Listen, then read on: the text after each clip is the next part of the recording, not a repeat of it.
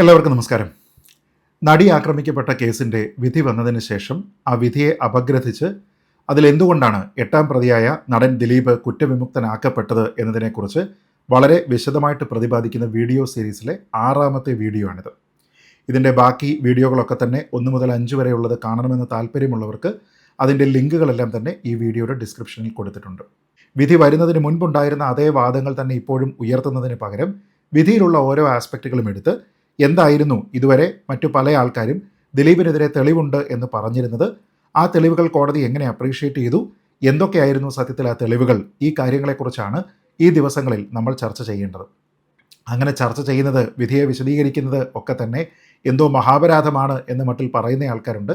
എന്നാൽ അതൊന്നും തന്നെ ഒരു തരത്തിലുള്ള കോടതി ലക്ഷ്യവുമല്ല. നമ്മുടെ നാട്ടിലെ വിധികളെ വായിക്കാനും അതിനെ അപഗ്രഥിക്കാനും മനസ്സിലാക്കാനും വിശദീകരിക്കാനും എല്ലാമുള്ള അവകാശം നമ്മൾ ഓരോരുത്തർക്കുമുണ്ട്. അങ്ങനെയുള്ള ഏത് തരത്തിലുള്ള വ്യാഖ്യാനങ്ങളും ഈവൻ ഫെയർ ക്രിറ്റിസിസം വരെയും കോടതി ലക്ഷ്യത്തിന് പുറത്താണ് എന്നുള്ളതാണ് പ്രധാനപ്പെട്ട കാര്യം. അതുപോലും അറിയാത്ത ആൾക്കാരാണ് ഇതിനെക്കുറിച്ചൊക്കെ അഭിപ്രായം പറയുന്നത് എന്നുള്ളതും കൗതുകകരമായിട്ടുള്ള ഒരു കാര്യമാണ്. ഇത്തവണ ഞാൻ പറയാൻ പോകുന്നത് തൃശ്ശൂരിലെ ജോയ്സ് പാലസ് ഹോട്ടലിൽ നടന്നിരുന്ന ദിലീപും പൾസർ സുനിയും തമ്മിലുള്ള ഗൂഢാലോചന എന്നുള്ള പ്രോസിക്യൂഷൻ വാദമാണ്. ഈ ഗൂഢാലോചന തിയറികളിലൊക്കെ തന്നെ ഒരുപക്ഷെ ഏറ്റവും അവിശ്വസനീയമായിട്ടുള്ള, ഇങ്ങനെയൊക്കെ നമ്മുടെ നാട്ടിലെ പോലീസുകാർ ചെയ്യുമോ, ഇങ്ങനെയൊക്കെയാണോ ഇവിടെ കുറ്റാന്വേഷണം നടത്തേണ്ടത് എന്നൊക്കെ നമ്മളെക്കൊണ്ട് ചിന്തിപ്പിക്കുന്ന തരത്തിലുള്ള കുറേയധികം അനാവശ്യ ഇടപെടലുകളാണ് ഈ വിഷയത്തിൽ പോലീസിൻ്റെ ഭാഗത്ത് നിന്നുണ്ടായിരിക്കുന്നത്. എങ്ങനെയാണ് ആ ഒരു വാദമെല്ലാം തന്നെ കോടതിയിൽ പൊട്ടിത്തകർന്ന് വീണ് പാളീസായത് എന്നതിനെക്കുറിച്ചാണ് ഈ വീഡിയോയിൽ പറയുന്നത്. നോക്കാം. 2015 നവംബർ മാസം 1-ാം തീയതി തൃശ്ശൂരിലുള്ള ജോയ്സ് പാലസ് എന്ന ഹോട്ടലിൻ്റെ പാർക്കിംഗ് ഗ്രൗണ്ടിൽ 1-ാം പ്രതിയായിട്ടുള്ള പൾസർ സുനിയും 8-ാം പ്രതിയായിട്ടുള്ള ദിലീപും തമ്മിൽ ഒരു ഗൂഢാലോചന മീറ്റിംഗ് നടന്നു എന്നുള്ളതാണ് പ്രോസിക്യൂഷൻ്റെ വാദം. അന്നേ ദിവസം ദിലീപ് തൻ്റെ BMW കാറിലാണ് ഈ സ്ഥലത്തേക്ക് പ്രവേശിക്കുന്നത്. പൾസർ സുനി വരുന്നത് അദ്ദേഹത്തിൻ്റെ ബൈക്കിലാണ്. എന്നിട്ട് ദിലീപ് തൻ്റെ കാറ് നിർത്തിയിട്ടിരിക്കുന്നു. പൾസർ സുനി വാഹനത്തിൽ കയറുന്നു. എന്നിട്ട് ഇവർ രണ്ടുപേരും തമ്മിൽ ഗൂഢാലോചന നടത്തുന്നു. അതിനുശേഷം 10,000 രൂപ, 1000 രൂപയുടെ 10 നോട്ട് പൾസർ സുനിക്ക് ദിലീപ് കൊടുക്കുന്നു. അതിനുശേഷം പൾസറിനോട് പറയുന്നു 1,00,000 രൂപ കൂടി അടുത്ത ദിവസം തരാം എന്ന്. അതിന് പിന്നാലെ ദിലീപിൻ്റെ ഗ്രാൻഡ് പ്രൊഡക്ഷൻസ് എന്ന പ്രൊഡക്ഷൻ കമ്പനിയുടെ കറണ്ട് അക്കൗണ്ടിൽ നിന്ന് പിൻവലിക്കപ്പെട്ടിരിക്കുന്ന 1,00,000 രൂപ പൾസർ സുനിയുടെ അമ്മയുടെ അക്കൗണ്ടിലേക്ക് നിക്ഷേപിക്കപ്പെടുന്നു എന്നുള്ളതാണ് ഇതുമായി ബന്ധപ്പെട്ട എവിഡൻസ്. എന്നാൽ കോടതി ഇതുമായി ബന്ധപ്പെട്ട തെളിവുകളുടെ വിവരങ്ങളൊക്കെ തന്നെ പോലീസിനോട് ചോദിക്കുന്ന സമയത്ത് അന്വേഷണ ഉദ്യോഗസ്ഥൻ ബൈജു പൗലോസിനടക്കം ഉത്തരം മുട്ടുന്ന നിരവധി സാഹചര്യങ്ങളാണ് ഈ ഒരു ഗൂഢാലോചന തിയറിയുമായി ബന്ധപ്പെട്ട് ഉണ്ടായിരിക്കുന്നത്. അതിൽ ഓരോന്നും വിശദമായിട്ട് പറയാം. ഒന്നാമത്, ഈ പ്രോസിക്യൂഷൻ്റെ വാദം, ജോയ്സ് പാലസ് ഹോട്ടലിലേക്ക് ആൾക്കാർ പ്രവേശിക്കുന്ന സമയത്ത് അവിടെ സെക്യൂരിറ്റിയുടെ അടുത്ത് ഒരു രജിസ്റ്റർ വെച്ചിട്ടുണ്ട്. ആ രജിസ്റ്ററിൽ നമ്മുടെ വാഹനത്തിൻ്റെ നമ്പറും നമ്മുടെ മൊബൈൽ നമ്പറും എഴുതേണ്ടതാണ്.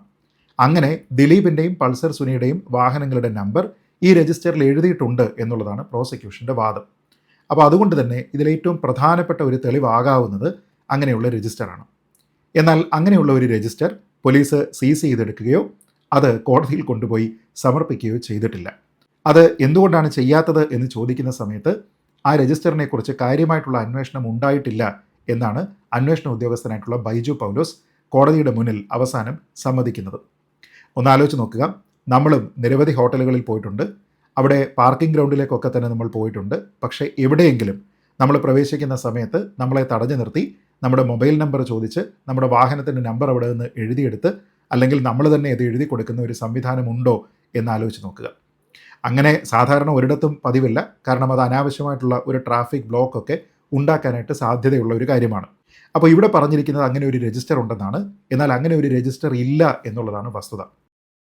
കാരണം ഈ ഹോട്ടലിൽ അന്നുണ്ടായിരുന്ന സെക്യൂരിറ്റി ഗാർഡിൽ നിന്ന് പോലീസ് മൊഴിയെടുക്കുന്നുണ്ട്. പക്ഷേ അദ്ദേഹത്തിനെ കോടതിയിൽ വിചാരണയ്ക്കായിട്ട് ഹാജരാക്കുന്നില്ല. എന്തായാലും പോലീസ് അദ്ദേഹത്തിനോട് ഈ രജിസ്റ്ററിനെ പറ്റി ഒരു കാര്യവും ചോദിച്ചിട്ടില്ല എന്നുള്ളത് പോലീസ് തന്നെ അവിടെ സമ്മതിക്കുന്നുണ്ട്. ഇനി അങ്ങനെ ഒരു മീറ്റിംഗ് നടന്നിട്ടുണ്ട് എങ്കിൽ ജോയ്സ് പാലസ് പോലെയുള്ള ഒരു ഹോട്ടലിൽ CCTV ക്യാമറകൾ ഉണ്ടായിരിക്കും. CCTV ക്യാമറകളിൽ ഇവരൊക്കെ തന്നെ, അല്ലെങ്കിൽ ഇവരുടെ വാഹനങ്ങളൊക്കെ വരുന്നതിൻ്റെ ദൃശ്യങ്ങളുണ്ടാകും. എന്നാൽ അങ്ങനെ ഒരു CCTV ക്യാമറ ഫുട്ടേജ് പോലീസ് കണ്ടെടുക്കുകയോ അത് കോടതിയിൽ കൊണ്ടുപോയി സമർപ്പിക്കുകയോ ചെയ്തിട്ടില്ല. ഇനി അടുത്തത്, ഇതിന് മറ്റാരെങ്കിലും സാക്ഷികളുണ്ടാകണം.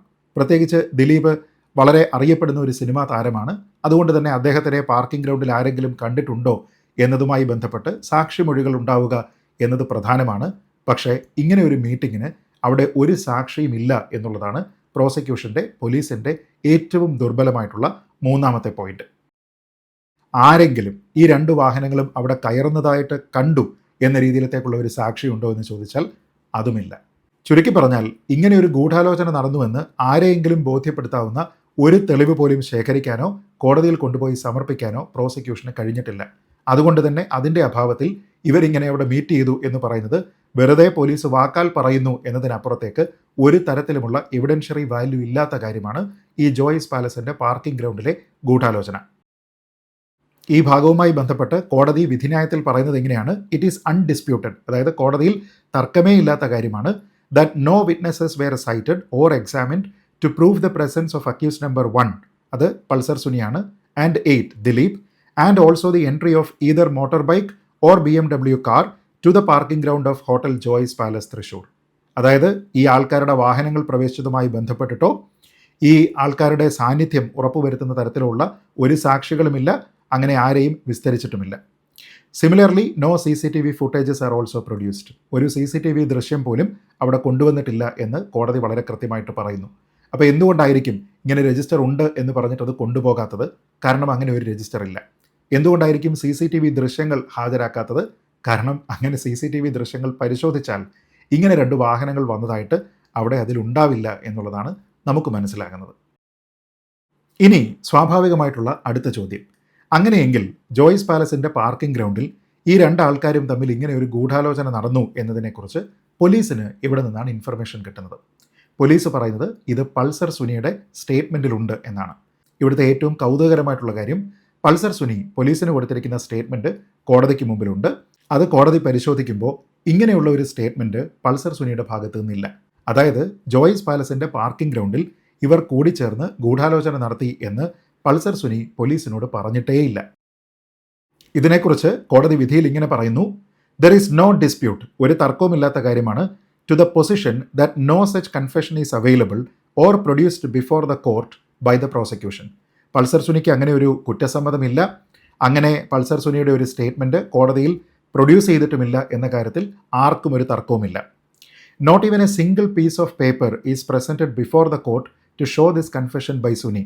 സുനി ഇങ്ങനെ ഒരു കുറ്റസമ്മതം നടത്തിയതായിട്ട് ഒരു പീസ് ഓഫ് പേപ്പർ, ഒരു കഷണം പേപ്പർ പോലും ഹാജരാക്കാനായിട്ട് പോലീസിന് പ്രോസിക്യൂഷന് സാധിച്ചിട്ടില്ല എന്ന് വളരെ കൃത്യമായിട്ട് ഈ വിധിന്യായത്തിൽ എഴുതിയിട്ടുണ്ട്. ഇത് പറയുന്ന സമയത്ത് വളരെ രസകരമായിട്ടുള്ള, വളരെ വിചിത്രമായിട്ടുള്ള ഒരു വാദവുമായിട്ടാണ് പോലീസ് എത്തുന്നത്. പോലീസ് പറയുന്നത്, നോക്കൂ, പൾസർ സുനി ഇത് ഞങ്ങളോട് പറഞ്ഞിരിക്കുന്നത് അദ്ദേഹം ജുഡീഷ്യൽ കസ്റ്റഡിയിലായിരുന്ന സമയത്താണ്, അതല്ലാതെ പോലീസിൻ്റെ കസ്റ്റഡിയിലായിരുന്ന സമയത്തല്ല. ജുഡീഷ്യൽ കസ്റ്റഡിയിലായിരിക്കുന്ന സമയത്താണ് ഈ വെളിപ്പെടുത്തൽ ഉണ്ടായത് എന്നതിൻ്റെ അടിസ്ഥാനത്തിൽ അത് റെക്കോർഡ് ചെയ്യേണ്ടതില്ല എന്നാണ് ഈ അന്വേഷണ ഉദ്യോഗസ്ഥനായിട്ടുള്ള ബൈജു പൗലോസ് കോടതിയെ അറിയിക്കുന്നത്. കോടതി ചോദിക്കുന്നത് ഇതെന്തൊരു വിചിത്രമായിട്ടുള്ള ന്യായമാണ്, എന്തൊരു വിചിത്രമായിട്ടുള്ള വാദമാണ് എന്നാണ്. കോടതി അവിടെ പറയുന്നു, this court is really astonished, ഈ കോടതി അതിശയിക്കുകയാണ്, on hearing this assertion, which is against the basic principle of law enunciated under Section 27 of the Indian Evidence Act. Indian evidence act അഥവാ തെളിവ് നിയമത്തിൽ പറഞ്ഞിരിക്കുന്നതനുസരിച്ച് എങ്ങനെയാണ് എവിഡൻസ് കളക്ട് ചെയ്യേണ്ടത് എന്നതുമായി ബന്ധപ്പെട്ടിട്ടുള്ള അടിസ്ഥാന പ്രമാണങ്ങൾക്ക് വിരുദ്ധമായിട്ടുള്ള സ്റ്റേറ്റ്മെൻറ്റാണ് അന്വേഷണ ഉദ്യോഗസ്ഥനായിട്ടുള്ള ബൈജു പൗലോസിൻ്റെ ഭാഗത്തു നിന്ന് ഉണ്ടാകുന്നത് എന്നാണ് കോടതി പറയുന്നത്. അതായത് നമ്മുടെ നാട്ടിലെ നിയമം അനുസരിച്ച് ഒരു കുറ്റസമ്മതം അല്ലെങ്കിൽ ഇതുപോലെയുള്ള ഒരു ഏറ്റുപറച്ചിൽ, ഒരു സ്റ്റേറ്റ്മെൻറ്റ് ഒരു പ്രതിയുടെ ഭാഗത്ത് നിന്നുണ്ടാകുന്ന സമയത്ത് അത് റെക്കോർഡ് ചെയ്യുക എന്നുള്ളത് പരമപ്രധാനമായിട്ടുള്ള കാര്യമാണ്. അതല്ലാതെ ജുഡീഷ്യൽ കസ്റ്റഡിയിലായതുകൊണ്ട് ഞങ്ങളത് റെക്കോർഡ് ചെയ്തില്ല എന്ന് പറഞ്ഞു കഴിഞ്ഞാൽ അത് നമ്മുടെ നാട്ടിലെ നിയമങ്ങൾക്ക് വിരുദ്ധമാണ് എന്ന് കോടതി ഈ അന്വേഷണ ഉദ്യോഗസ്ഥനെ പഠിപ്പിക്കുന്നുണ്ട്. പിന്നെ രണ്ടാമത് പോലീസ് പറയുന്നത് ദിലീപ് തന്നെ ഇങ്ങനെ ഒരു കുറ്റസമ്മതം നടത്തിയിട്ടുണ്ട് എന്നാണ്. ഈ സ്ഥലത്ത് വെച്ച് പൾസർ സുനിയുമായിട്ട് ഗൂഢാലോചന നടത്തി എന്ന്. അതിൽ തന്നെ പോലീസ് പറയുന്നത് അദ്ദേഹത്തിനെ അറസ്റ്റ് ചെയ്യുന്ന 10-ാം തീയതി തന്നെ അദ്ദേഹം ഇതുമായി ബന്ധപ്പെട്ട് കുറ്റസമ്മതം നടത്തിയിട്ടുണ്ട് എന്നാണ്. അങ്ങനെയാണ് എങ്കിൽ 11-ാം തീയതി പോലീസ് റിമാൻഡിനുള്ള അപേക്ഷ സമർപ്പിക്കുന്ന സമയത്ത് ആ റിമാൻഡ് റിപ്പോർട്ടിൽ ദിലീപ് ഇങ്ങനെ സമ്മതിച്ചു എന്നുള്ള പരമപ്രധാനമായിട്ടുള്ള പരാമർശം ഉൾപ്പെടുത്തിയിരിക്കണം. പക്ഷേ രസകരമായിട്ടുള്ള കാര്യം, 11-ാം തീയതി പോലീസ് സബ്മിറ്റ് ചെയ്തിരിക്കുന്ന റിമാൻഡ് റിപ്പോർട്ടിൽ ദിലീപ് ഇങ്ങനെ ഒരു കുറ്റസമ്മതം നടത്തി എന്ന് എഴുതിയിട്ടില്ല. പൾസർ സുനി പറഞ്ഞു എന്ന് മാത്രമേ ഉള്ളൂ, അല്ലാതെ ദിലീപിൻ്റെ ഭാഗത്തു നിന്ന് ഒരു കുറ്റസമ്മതം ഉണ്ടായിട്ടുണ്ട് എന്നതുമായി ബന്ധപ്പെട്ട് ഒരു കാര്യവും ഈ റിമാൻഡ് റിപ്പോർട്ടിൽ പോലീസ് കൊടുത്തിട്ടില്ല എന്ന് കോടതി വളരെ കൃത്യമായിട്ട് ഇവിടെ പറയുന്നുണ്ട്. എന്ന് വെച്ചാൽ ഇത് പൾസർ സുനി പറഞ്ഞതുമല്ല, അതേപോലെ ദിലീപ് പറഞ്ഞതുമല്ല, പോലീസ് ഉണ്ടാക്കിയെടുത്തിരിക്കുന്ന ഒരു കാര്യമാണ് എന്ന് വേണം ഈ കാര്യങ്ങളുടെ അടിസ്ഥാനത്തിൽ നമ്മൾ അനുമാനിക്കാൻ. ഇനി രസകരമായിട്ടുള്ള മറ്റൊരു കാര്യം, ഈ തൃശൂർ ജോയ്സ് പാലസിലെ ഗൂഢാലോചന അന്വേഷിച്ചത് അങ്കമാലി CI ആണ്. ഈ അങ്കമാലി CI ഈ അന്വേഷണത്തിന് ഓഥറൈസ്ഡ് ആയിരുന്നോ എന്ന് ചോദിച്ചാൽ അല്ല എന്നുള്ളതാണ് ഉത്തരം. കാരണം ഒരു ഉദ്യോഗസ്ഥനെ ഓഥറൈസ് ചെയ്തുകൊണ്ട് പ്രധാനപ്പെട്ട അന്വേഷണ ഉദ്യോഗസ്ഥനായിട്ടുള്ള ബൈജു പൗലോസ് ഒരു ഡോക്യുമെൻ്റ് ഉണ്ടാക്കി അത് അദ്ദേഹത്തിന് കൊടുക്കും. ആ ഡോക്യുമെൻറ്റിൽ എന്തൊക്കെ കാര്യങ്ങളാണോ ഇദ്ദേഹത്തിനോട് അന്വേഷിക്കാൻ പറയുന്നത് ആ കാര്യങ്ങളാണ് അദ്ദേഹം അന്വേഷിക്കേണ്ടത്. അതിൻ പ്രകാരം അദ്ദേഹത്തിനോട് 3 സ്ഥലങ്ങളിൽ പോയി അന്വേഷണം നടത്താനാണ് പറയുന്നത്. അതിലൊന്ന് ടെന്നീസ് ക്ലബ്ബാണ്, അവിടെ ഉണ്ടായിരുന്ന കാര്യം നമ്മൾ ഓൾറെഡി ചർച്ച ചെയ്തതാണ്.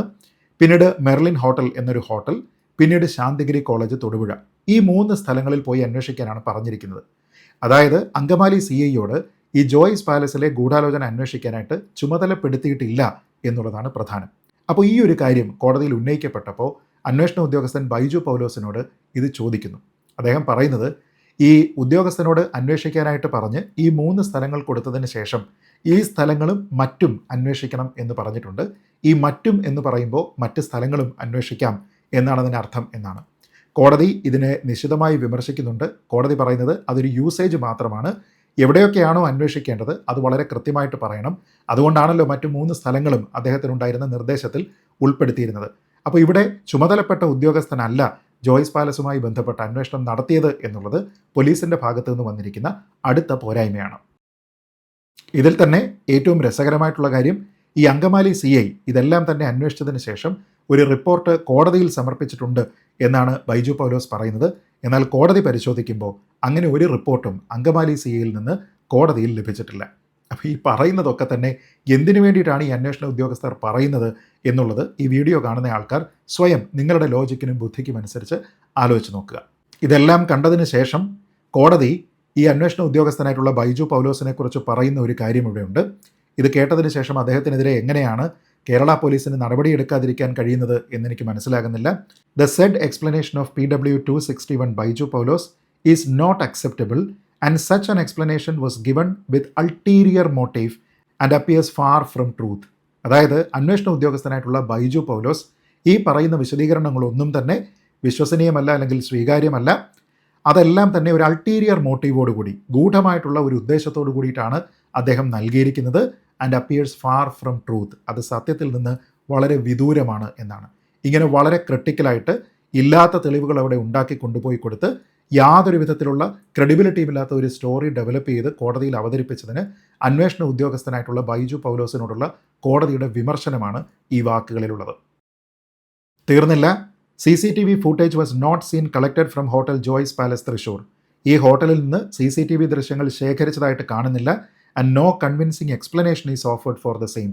അതെന്തുകൊണ്ട് കൊണ്ടുവന്നില്ല എന്നതിനെക്കുറിച്ച് വിശ്വസനീയമായിട്ടുള്ള ഒരു വിശദീകരണം തരാൻ പോലും ഈ ഉദ്യോഗസ്ഥന് കഴിയുന്നില്ല എന്നുള്ള അതിനിശ്ചിതമായിട്ടുള്ള വിമർശനമാണ് ബൈജു പൗലോസിന് കിട്ടുന്നത്.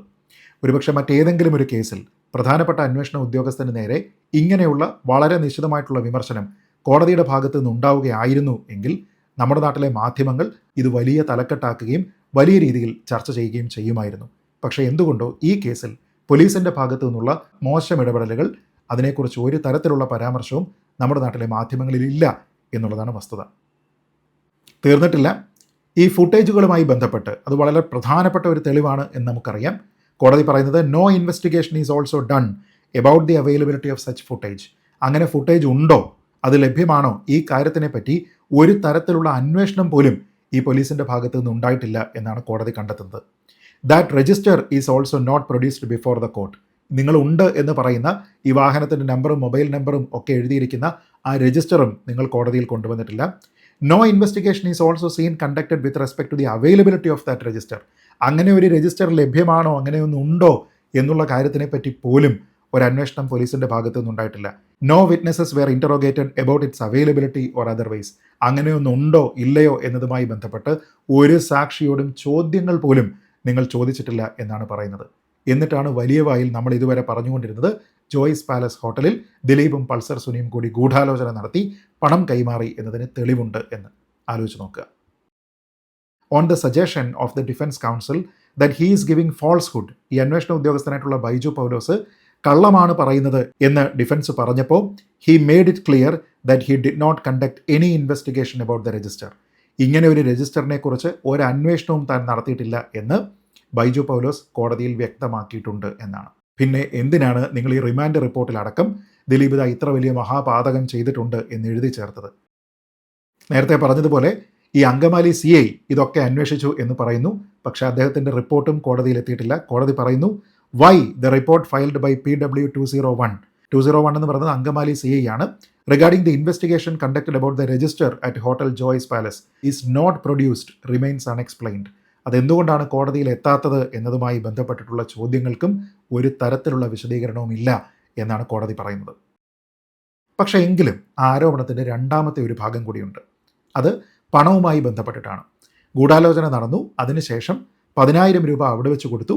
അത് അന്വേഷിക്കാനായിട്ട് പ്രത്യേകിച്ച് മാർഗമൊന്നുമില്ല, കാരണം ഈ രണ്ടാൾക്കാരും അവിടെ ഉണ്ട് എന്നതിന് പോലും തെളിവില്ല. പിന്നീട് 1 ലക്ഷം രൂപ കൊടുക്കാം എന്ന് പറഞ്ഞു എന്നുള്ളതാണ് പോലീസിൻ്റെ ഭാഷ്യം അഥവാ പ്രോസിക്യൂഷൻ്റെ ഭാഷ്യം. അങ്ങനെയാണെങ്കിൽ ആ 1 ലക്ഷം രൂപ കൊടുത്തതുമായി ബന്ധപ്പെട്ടിട്ട് പോലീസ് കൊടുത്തിരിക്കുന്ന തെളിവുകളാണ് പരിശോധിക്കപ്പെടേണ്ടത്. ഇതിലെ ഏറ്റവും പ്രധാനപ്പെട്ട കാര്യം, ഇങ്ങനെ 1 ലക്ഷം രൂപ കൊടുത്തു എന്നതുമായി ബന്ധപ്പെട്ട് പൾസർ സുനിയുടെ ഒരു സ്റ്റേറ്റ്മെൻ്റ് ഇല്ല. പക്ഷേ പോലീസിന് എന്തോ അങ്ങനെ ഒരു വാദമുണ്ട്. അതിനുവേണ്ടി പോലീസ് പോയി ചെക്ക് ചെയ്യുമ്പോൾ പൾസർ സുനിയുടെ അമ്മയുടെ അക്കൗണ്ടിൽ നവംബർ മാസം 2-ാം തീയതി 1 ലക്ഷം രൂപ ക്രെഡിറ്റ് ചെയ്തിട്ടുണ്ട്. ഒന്നുകൂടെ ആലോചിച്ച് നോക്കുക, നവംബർ 1-നാണ് ജോയ്സ് പാലസിൽ ഈ ഗൂഢാലോചന നടന്നത് എന്നാണ് പോലീസ് പറയുന്നത്. തൊട്ടടുത്ത ദിവസം പിന്നീട് തരാമെന്ന് പറഞ്ഞിരുന്ന ആ 1 ലക്ഷം രൂപ 2-ാം തീയതി പൾസർ സുനിയുടെ അമ്മയുടെ ബാങ്ക് അക്കൗണ്ടിൽ ക്രെഡിറ്റ് ചെയ്യപ്പെടുന്നു. അവരുടെ അക്കൗണ്ട് നോക്കുന്ന സമയത്ത് ശരിയാണ്, 2-ാം തീയതി പണം അവിടേക്ക് അടച്ചിട്ടുണ്ട്, 1 ലക്ഷം രൂപ. അപ്പോൾ അതുമായി ബന്ധപ്പെട്ട് പോലീസ് അന്വേഷണം നടത്തുമ്പോൾ അതിൻ്റെ പേയ്മെൻറ്റ് റെമിറ്റൻസ് സ്ലിപ്പ് കിട്ടുന്നുണ്ട്. ആ സ്ലിപ്പിൽ ഒപ്പില്ല, പക്ഷേ മറ്റു വിവരങ്ങളൊക്കെ തന്നെ എഴുതിയിട്ടുണ്ട്. ആ സ്ലിപ്പ് പൾസർ സുനിയുടെ അമ്മയെ കാണിക്കുമ്പോൾ അവർ പറയുന്നു ഇതെൻ്റെ കൈപ്പടയല്ല, ഞാനല്ല ഈ പണം ഇട്ടിരിക്കുന്നത്. അപ്പോൾ പിന്നെ അത് സുനിയാണോ ഇട്ടിരിക്കുന്നത് എന്ന് പോലീസ് അറിയണം. അത് സുനിയോട് എവിടെയെങ്കിലും ചോദിച്ചിട്ടുണ്ടോ, സുനി അത് സമ്മതിച്ചിട്ടുണ്ടോ നമുക്കറിയില്ല. പക്ഷേ അത് സുനിയുടെ കൈപ്പടയാണോ എന്നുള്ളത് ഫോറൻസിക് പരിശോധനയ്ക്ക് വിധേയമാക്കേണ്ടതായിരുന്നു. അത് വിധേയമാക്കിയിട്ടുണ്ടോ എന്ന് ചോദിക്കുമ്പോൾ ഇല്ല എന്നാണ് പോലീസിൻ്റെ ഉത്തരം. ഇനി അത് വിട്ടേക്കാം. എന്തായാലും 1 ലക്ഷം രൂപ 2-ാം തീയതി സുനിയുടെ അമ്മയുടെ അക്കൗണ്ടിലുണ്ട്. അങ്ങനെയാണെങ്കിൽ ദിലീപ് ആ പണം കൊടുത്തു എന്ന് തെളിയിക്കുന്നതിന് വേണ്ടി പോലീസ് എന്തെങ്കിലും ഒരു രേഖ കൊണ്ടുവരണം. അങ്ങനെയുള്ള ഒരു രേഖയും അവർ കൊണ്ടുവന്നിട്ടുണ്ട്. 30-ാം തീയതി, ഒക്ടോബർ മാസം 30-ാം തീയതി ദിലീപിൻ്റെ പ്രൊഡക്ഷൻ കമ്പനിയായിട്ടുള്ള ഗ്രാൻഡ് പ്രൊഡക്ഷൻസിൽ നിന്ന് ഒരു 1 ലക്ഷം രൂപയുടെ പേയ്മെൻറ്റ് പോയിട്ടുണ്ട്. അതൊരു ക്യാഷ് പേയ്മെൻറ്റാണ്. അങ്ങനെ 1 ലക്ഷം രൂപയുടെ പേയ്മെൻറ്റ് പോയിരിക്കുന്നു, ഒരു ചെക്കിൽ പോയിട്ടുണ്ട്. അതൊരു ബെയറർ ചെക്കാണ്. അപ്പോൾ ആര് കൊണ്ടുവന്നു കഴിഞ്ഞാലും അവർക്ക് അത് വാങ്ങാവുന്നതാണ്. അങ്ങനെ ഒരു 1 ലക്ഷം രൂപ പോയിട്ടുണ്ട്. അത് ആർക്കാണ് കൊടുത്തിരിക്കുന്നത് എന്നതുമായി ബന്ധപ്പെട്ട് അവിടെ ഡയറക്റ്റ് രേഖയില്ല. അപ്പോൾ നമുക്ക് അസ്യൂം ചെയ്യാവുന്നത് പൾസർ സുനിക്ക് ഈ 1 ലക്ഷം രൂപ കൊടുത്തു. അത് പൾസർ സുനി അടുത്ത ദിവസം അല്ലെങ്കിൽ 2 ദിവസം കഴിഞ്ഞിട്ട് തൻ്റെ അമ്മയുടെ ബാങ്ക് അക്കൗണ്ടിലേക്ക് ഇട്ടു. ഇതാണ് പോലീസിൻ്റെ ഭാഷ്യം. എങ്ങനെയാണ് ഈ ഒരു ട്രാൻസാക്ഷനെ കുറിച്ച് പോലീസ് അറിഞ്ഞത് എന്നതിനെക്കുറിച്ച് അന്വേഷണ ഉദ്യോഗസ്ഥൻ ബൈജു പൗലോസിനോട് ചോദിക്കുന്നുണ്ട്. അപ്പോൾ അദ്ദേഹം പറയുന്ന മറുപടി വളരെ രസകരമാണ്. അദ്ദേഹം പറയുന്നത് അന്വേഷണത്തിൻ്റെ ഭാഗമായി ഈ പൾസർ സുനിയുടെ അമ്മയുടെ അക്കൗണ്ടിൽ ഇങ്ങനെ 1 ലക്ഷം രൂപ ക്രെഡിറ്റ് ചെയ്തു എന്നത് അറിഞ്ഞതിൻ്റെ അടിസ്ഥാനത്തിൽ അവർ മജിസ്ട്രേറ്റിന് മുന്നിൽ ഹാജരായി ഒരു 164 സ്റ്റേറ്റ്മെൻറ്റ് കൊടുക്കണം എന്ന് പോലീസ് അവരോട് ആവശ്യപ്പെട്ടു എന്നാണ്. പക്ഷേ ഇതിലൊരു ചെറിയ പ്രശ്നമുണ്ട്. ആ പ്രശ്നം എന്താണെന്ന് വെച്ചാൽ ജൂലൈ മാസം 17-ാം തീയതിയാണ് ആലുവ CI നമ്മുടെ ഈ പൾസർ സുനിയുടെ അമ്മയുടെ അക്കൗണ്ടിൽ 1 ലക്ഷം രൂപ വന്നതായിട്ട് കണ്ടെത്തുന്നത്. പക്ഷേ ഈ 164 സ്റ്റേറ്റ്മെൻറ്റ് കൊടുക്കാനായിട്ട് പൾസർ സുനിയുടെ അമ്മയോട് ഹാജരാകാനായിട്ടുള്ള നോട്ടീസ് പോലീസ് കൊടുക്കുന്നത് അതിനും 2 ദിവസം മുമ്പ് ജൂലൈ മാസം 15-ാം തീയതിയാണ്. അപ്പോൾ ഈ ബാങ്ക് ഡീറ്റെയിൽസിനെ കുറിച്ച് അറിഞ്ഞതിന് ശേഷമാണ് പൾസർ സുനിയുടെ അമ്മയ്ക്ക് 164 സ്റ്റേറ്റ്മെൻറ്റിനുള്ള നോട്ടീസ് കൊടുക്കുന്നത് എന്ന് പറയുമ്പോൾ എന്തായാലും ആ ബാങ്ക് അക്കൗണ്ട് ഡീറ്റെയിൽസ് അറിഞ്ഞ ദിവസത്തിന് ശേഷമുള്ള ഒരു തീയതിയിൽ മാത്രമേ അവർക്കത് കൊടുക്കാനായിട്ട് കഴിയുകയുള്ളൂ. അല്ലെങ്കിൽ അന്ന് തന്നെ ആയിരിക്കണം. പക്ഷേ ബാങ്ക് അക്കൗണ്ട് ഡീറ്റെയിൽസിനെ പറ്റി പോലീസ് അറിയുന്നതിനും 2 ദിവസം മുമ്പ് തന്നെ അതുമായി ബന്ധപ്പെട്ട് 164 സ്റ്റേറ്റ്മെൻറ്റ് കൊടുക്കാനായിട്ട് പോലീസ് ആവശ്യപ്പെട്ടു എന്നാണ് പറയുന്നത്. സാമാന്യ ബുദ്ധിയും ബോധവുമുള്ള ആരും മനസ്സിലാക്കുന്നത് പോലീസ് ഒരു 164 സ്റ്റേറ്റ്മെൻറ്റ് കൊടുക്കുന്നതിന് വേണ്ടി പൾസർ സുനിയുടെ അമ്മയോട് ആവശ്യപ്പെട്ടു. പക്ഷേ അതിന് ശേഷമാണ് ഈ ബാങ്ക് ട്രാൻസാക്ഷനെക്കുറിച്ച് അവർ അറിയുന്നത്. അതുകൊണ്ട് തന്നെ ബാങ്ക് ട്രാൻസാക്ഷനുമായി ബന്ധപ്പെട്ട വിവരങ്ങൾ കൊടുക്കുക എന്ന അടിസ്ഥാനത്തിലായിരുന്നില്ല ഈ 164 സ്റ്റേറ്റ്മെൻറ്റിന് വേണ്ടി പൾസർ സുനിയുടെ അമ്മയെ വിളിച്ചത്. അത് കൂടുതൽ വ്യക്തമാകുന്നുണ്ട്. കാരണം പൾസർ സുനിയുടെ അമ്മയുടെ 164 സ്റ്റേറ്റ്മെൻറ്റിൽ ഈ 1 ലക്ഷം രൂപയെപ്പറ്റി ഒരു പരാമർശവുമില്ല. അതിനെക്കുറിച്ചായിരുന്നു അവരെ വിളിക്കുന്നത് എങ്കിൽ നിർബന്ധമായും അതിനെക്കുറിച്ചുള്ള ഒരു സ്റ്റേറ്റ്മെൻറ്റ് ഉണ്ടാകണമായിരുന്നു. പക്ഷേ അതിനെക്കുറിച്ച് അവരുടെ സ്റ്റേറ്റ്മെൻറ്റിൽ ഇല്ല എന്നുള്ളതാണ് വസ്തുത. ഈ ഒരു പ്രശ്നത്തിനെ നികത്തുന്നതിന് വേണ്ടി അന്വേഷണ ഉദ്യോഗസ്ഥനായിട്ടുള്ള ബൈജു പൗലോസ് അവിടെ പറയുന്നത്, നേരത്തെ തന്നെ പൾസർ സുനിയുടെ അമ്മയുടെ അക്കൗണ്ട് ഡീറ്റെയിൽസ് ഒക്കെ തന്നെ സ്റ്റേറ്റ്മെൻറ്റും കാര്യങ്ങളും എല്ലാം തന്നെ കളക്ട് ചെയ്ത് അത് വെരിഫൈ ചെയ്തിരുന്നു എന്നാണ്. എന്നാൽ അങ്ങനെ ചെയ്തിരുന്നു എന്ന് സ്ഥാപിക്കുന്ന ഒരു രേഖയും കോടതിയിൽ സമർപ്പിച്ചിട്ടില്ല. കോടതി വളരെ കൃത്യമായിട്ട് പറയുന്നുണ്ട്, no such document to substantiate this contention are produced or available in this court. Details of the person verified the records and the other required details are also not brought to the notice of the court. ആരാണ് ഇതിനെക്കുറിച്ചൊക്കെ പരിശോധിച്ചത്, എന്ത് പരിശോധനയാണ് നടന്നത്, അതിൻ്റെ report കോടതിയിലുണ്ടോ, ഈ കാര്യങ്ങളൊന്നും തന്നെ ഇല്ല. അപ്പോൾ അതിലുണ്ടായിരുന്ന ഒരു ഗ്യാപ്പിനെ നികത്തുന്നതിന് വേണ്ടി അന്വേഷണ ഉദ്യോഗസ്ഥൻ ഓറലി ഒരു സ്റ്റേറ്റ്മെൻറ്റ് കൊടുത്തു എന്ന് മാത്രമേ ഇതിനെക്കുറിച്ച് മനസ്സിലാക്കാൻ കഴിയൂ. എന്തായാലും നമ്മുടെ കയ്യിൽ ഒരു ടൈം മെഷീൻ ഉണ്ടെങ്കിൽ മാത്രമേ 17-ാം തീയതി അറിയുന്ന കാര്യത്തിനെക്കുറിച്ച് 15-ാം തീയതി സ്റ്റേറ്റ്മെൻറ്റ് കൊടുക്കാനായിട്ട് സാധ്യമാകൂ. എന്നാലും ഈ 1 ലക്ഷം രൂപയുടെ ആ ഒരു ട്രാൻസാക്ഷൻ നമ്മൾ പൂർത്തീകരിക്കണം. അതായത് ദിലീപിൻ്റെ ഗ്രാൻഡ് പ്രൊഡക്ഷൻസിൽ നിന്ന് 30-ാം തീയതി എന്തായാലും 1 ലക്ഷം രൂപയുടെ ക്യാഷ് പേയ്മെൻറ്റ് പോയിട്ടുണ്ട്. അപ്പോൾ അത് ആർക്കാണെന്ന് നമുക്കറിയില്ല. പൾസർ സുനിക്കാണെന്ന് കരുതുക. പൾസർ സുനി അത് വാങ്ങുന്നു, 2-ാം തീയതി അമ്മയുടെ അക്കൗണ്ടിലേക്ക് ഡെപ്പോസിറ്റ് ചെയ്യുന്നു. ഇത് ഗൂഢാലോചനയുടെ ഭാഗമാണല്ലോ, അപ്പോൾ അത് തെളിയിക്കപ്പെടണം. ഇങ്ങനെയുള്ള ക്യാഷ് ട്രാൻസാക്ഷൻസ് വേറെയും ഈ ഗ്രാൻഡ് പ്രൊഡക്ഷൻസിൽ നിന്ന് നടന്നിട്ടുണ്ടോ എന്നുള്ളതാണ് പരിശോധിക്കേണ്ടത്. അത് പോലീസ് പരിശോധിക്കാൻ വിട്ടു, പക്ഷേ അതിൻ്റെ രേഖകളുണ്ട്. ആ രേഖയിലുള്ളത്, ഇതോർക്കുക, 30 ഒക്ടോബറിനാണ്. ജൂലൈ മാസത്തിൽ 7-ാം തീയതി 1 ലക്ഷം രൂപ ഇതേപോലെ തന്നെ ഒരു വിഡ്രോവൽ പോയിട്ടുണ്ട്. പിന്നീട് ഓഗസ്റ്റ് മാസം 5-ാം തീയതി 90,000 രൂപ സിമിലറായിട്ട് ക്യാഷ് പേയ്മെൻറ്റ് പോയിട്ടുണ്ട്. പിന്നീട് സെപ്റ്റംബർ മാസം 25-ാം തീയതി 1,20,000 രൂപ ക്യാഷ് പേയ്മെൻറ്റ് പോയിട്ടുണ്ട്. പിന്നീട് ഈ സംഭവം, അതായത് ഈ 30-ാം തീയതി ഒക്ടോബർ ഉള്ളത് കഴിഞ്ഞതിന് ശേഷം ഡിസംബർ 30-ാം തീയതി 1,20,000 രൂപ വീണ്ടും പേയ്മെൻറ്റ് പോയിട്ടുണ്ട്. ഇതെല്ലാം തന്നെ ക്യാഷ് വിഡ്രോവൽസ് ആണ്. അപ്പോൾ ഈ വിഡ്രോവൽസ് ഒക്കെ എന്താണ്? ഇത് ആർക്കാണ് കൊടുത്തത്? ഇതും പൾസർ സുനിക്കാണോ കൊടുത്തത്? ഈ കാര്യങ്ങളെക്കുറിച്ച് പോലീസ് അന്വേഷിച്ചിട്ടില്ല. അതായത് ഈ കൊടുത്തിരിക്കുന്ന പേയ്മെൻറ്റുകളൊക്കെ തന്നെ ആർക്കൊക്കെയാണ്, അതിൽ ഇന്ന പേയ്മെൻറ്റ് പൾസർ സുനിക്കാണ് എന്നൊക്കെ പറയുന്നത് എന്തുകൊണ്ടാണ് എന്ന് തെളിയിക്കാനായിട്ടുള്ള ഒരു കാര്യവും പോലീസിൻ്റെ കയ്യിലില്ല. ഗ്രാൻഡ് പ്രൊഡക്ഷൻസ് എന്ന് പറയുന്നത് ഒരു സിനിമ പ്രൊഡക്ഷൻ കമ്പനിയാണ്. അതുകൊണ്ട് തന്നെ അവരുടെ ബിസിനസ്സിൻ്റെ ഭാഗമായിട്ട് അവരുടെ അക്കൗണ്ടിൽ നിന്ന് പലതരത്തിലുള്ള പേയ്മെൻറ്റ്സ് ഉണ്ടാകും. ആലോചിച്ച് നോക്കുക, ഇതെല്ലാം തന്നെ രേഖകളുള്ള ബാങ്ക് ട്രാൻസാക്ഷൻസ് ആണ്. ഒരു ബെയറർ ചെക്കാണ് എങ്കിൽ ക്യാഷ് ആയിട്ടുള്ള വിഡ്രോവൽ പറ്റുന്ന ഒരു കാര്യമാണ്. അതെല്ലാം തന്നെ പലർക്കും അവിടെ കൊടുത്തിട്ടുണ്ട്. അല്ലാതെ അതിൽ എന്തെങ്കിലും തരത്തിലുള്ള ഒരു ഗൂഢാലോചനയുടെ ഭാഗമായിട്ടുള്ള ഒരു പേയ്മെൻ്റ് ആണ് എന്ന് സ്ഥാപിക്കാനുള്ള ഒരു കാര്യവും ഇവിടെ പോലീസ് കൊണ്ടുവന്നിട്ടില്ല. ഇനി എന്നാലും അങ്ങനെ പൾസർ സുനിക്ക് തന്നെയാണ് ആ പേയ്മെൻറ്റ് കിട്ടിയത് എന്ന് കരുതുക. അങ്ങനെയാണെങ്കിൽ ആ പേയ്മെൻ്റ് ആണോ, ആ 1 ലക്ഷം രൂപയാണോ പൾസർ സുനി ഈ കൊണ്ടുപോയി തൻ്റെ അമ്മയുടെ അക്കൗണ്ടിലേക്ക് അടച്ചിരിക്കുന്നത് എന്നുള്ളതാണ് നോക്കേണ്ടത്. പക്ഷേ ഇവിടെ പോലീസിന് പാരയാകുന്നത് പോലീസ് തന്നെയാണ്. കാരണം ഇവിടെ പ്രോസിക്യൂഷൻ തന്നെ കൊണ്ടുവന്നിരിക്കുന്ന പൾസർ സുനിയെ അറിയാവുന്ന മറ്റൊരു വിറ്റ്നസ് ഉണ്ട്. വിറ്റ്നസ് നമ്പർ 73 റഷീദ് എന്നോ മറ്റോ ആണ് അദ്ദേഹത്തിൻ്റെ പേരെന്നാണ് ഞാൻ ഓർക്കുന്നത്. എന്തായാലും രസകരമായിട്ടുള്ള കാര്യം, ഇവർ തമ്മിൽ ഒരു പ്രശ്നമുണ്ടായിരുന്നു. ഒരു ഇന്നോവ കാറിൻ്റെ റെൻ്റലുമായി ബന്ധപ്പെട്ട് ഒരു വിഷയമുണ്ടായിരുന്നു. പിന്നീട് അതിനുശേഷം ഇവർ അങ്ങോട്ടും ഇങ്ങോട്ടും ചില ഫൈനാൻഷ്യൽ ട്രാൻസാക്ഷൻസും കാര്യങ്ങളും ഒക്കെ ഉണ്ട്. എന്തായാലും അവസാനം ഈ റഷീദ് ഒരു 1 ലക്ഷം രൂപ ഈ പൾസർ സുനിക്ക് കൊടുക്കാനുണ്ട്. അത് കൊടുക്കാനായിട്ട് കുറച്ച് സമയം ചോദിച്ചു. അതിനൊരു തീയതിയൊക്കെ അവർ പറയുന്നുണ്ട്. ആ തീയതിക്കകം ഈ 1 ലക്ഷം രൂപ കൊടുക്കാം എന്നുള്ളതാണ് അവരുടെ ധാരണ. അതുകൊണ്ട് അത്രയും കാലത്തേക്ക് ഒരു ഈട് എന്ന നിലയ്ക്ക് ഈ റഷീദിൻ്റെ ഭാര്യയുടെ ഒരു പ്ലഷർ സ്കൂട്ടറുണ്ട്. ഈ സ്കൂട്ടർ പൾസർ സുനിക്ക് അതുവരെ കയ്യിൽ വയ്ക്കാം, ഒരു ഈട് എന്ന നിലയ്ക്ക്. ഇങ്ങനെ ഒരു ധാരണയുണ്ട്. അതിനിടയ്ക്ക് പലതരത്തിലുള്ള കശപിശ ഉണ്ടാകുന്നുണ്ട്. ഇവരുടെ മകളുടെ നഴ്സറിയിലും മറ്റും പോയിട്ട് പ്രശ്നമുണ്ടാക്കുന്നു തുടങ്ങിയ കുറേയധികം കാര്യങ്ങളൊക്കെ തന്നെ റെക്കോർഡ് ആയിട്ടുള്ള ഫാക്ട്സ് ആണ്. എന്തായാലും അവസാനം ഇവർ തമ്മിലുള്ള തർക്കം പരിഹരിക്കുന്നതിന് വേണ്ടി ഇതെത്തുന്നത് പാലാരിവട്ടം പോലീസിലാണ്. പാലാരിവട്ടം പോലീസ് സ്റ്റേഷനിൽ നവംബർ മാസം 16, 2015 ഈ പ്രശ്നം ഉണ്ടായതുമായി ബന്ധപ്പെട്ട് ഇവരുടെ ഒരു ധാരണയുണ്ട്. ആ ധാരണ പ്രകാരം ഈ റഷീദ് 1 ലക്ഷം രൂപ 2-3 ആഴ്ചകൾക്ക് മുൻപേ പൾസർ സുനിക്ക് കൊടുത്തിട്ടുണ്ട്. എന്നിട്ടും ഈ സ്കൂട്ടർ പൾസർ സുനി തിരിച്ചു തന്നിട്ടില്ല എന്നുള്ളതാണ് അദ്ദേഹത്തിൻ്റെ ആക്ഷേപം. ഒന്നാലോചിച്ച് നോക്കുക, ഈ സംഭവത്തിന് രേഖയുണ്ട്. ആ രേഖ കോടതിയിൽ പ്രൊഡ്യൂസ് ചെയ്തിട്ടുണ്ട്. അത് പാലാരിവട്ടം പോലീസ് സ്റ്റേഷനിലെ രേഖയാണ്. അതിൻ പ്രകാരം ഈ ഒരു ധാരണയിലേക്ക് വരുന്നത് നവംബർ മാസം 16-ാം തീയതിയാണ്. അതിൽ ഈ റഷീദ് പറയുന്നുണ്ട് 2-3 ആഴ്ചയ്ക്ക് മുൻപ് 1 ലക്ഷം രൂപ പൾസർ സുനിക്ക് കൊടുത്തിട്ടുണ്ട് എന്ന്. അത് ഡിസ്പ്യൂട്ടഡ് ആയിട്ടുള്ള ഒരു ഫാക്റ്റേ അല്ല. തന്നെയുമല്ല, ഈ ഒരു വിറ്റ്നസ് എന്ന് പറയുന്നത് പ്രോസിക്യൂഷൻ തന്നെ കൊണ്ടുവന്നിരിക്കുന്ന ഒരു വിറ്റ്നസ്സാണ്. അപ്പോൾ നമ്മളൊന്ന് ആലോചിച്ച് നോക്കൂ, 16-ാം തീയതിയിൽ നിന്ന് 2-3 ആഴ്ച പിന്നിൽ എന്ന് പറയുമ്പോൾ ഏറ്റവും ചുരുങ്ങിയത് നവംബർ മാസം 2-ാം തീയതിയോ അതിന് മുമ്പത്തെ ആഴ്ചയോ ആണ്. അപ്പോൾ പൾസർ സുനിക്ക് ന്യായമായിട്ടും രേഖപ്രകാരം 1 ലക്ഷം രൂപ ഈ ഒരു സമയത്ത് കിട്ടിയിട്ടുണ്ട്. അപ്പോൾ നാച്ചുറലി ആ 1 ലക്ഷം രൂപ ആയിരിക്കാം അയാളുടെ അമ്മയുടെ പേരിൽ കൊണ്ടുവന്ന് ഡെപ്പോസിറ്റ് ചെയ്തിരിക്കുന്നത്. ഇതിൽ കോടതി പറയുന്നത് ഇങ്ങനെയാണ്: the evidence tendered by the prosecution, അതായത് ഈ തെളിവ് കൊണ്ടുവരുന്നത് പ്രോസിക്യൂഷൻ തന്നെയാണ്, through PW73 Rasheed itself shows that he paid 1 lakh rupees to accused number 1 Pulsar Suni 2 or 3 weeks prior to 16 November 2015.